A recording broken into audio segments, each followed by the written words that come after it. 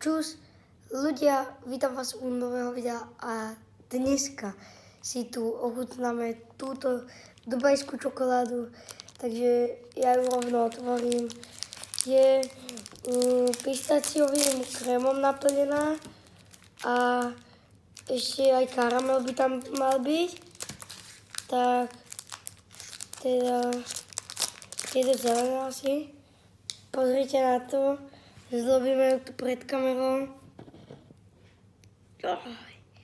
Pozrite na to, je to takéto úplne zelené. A ochutnáme si to. Tak a...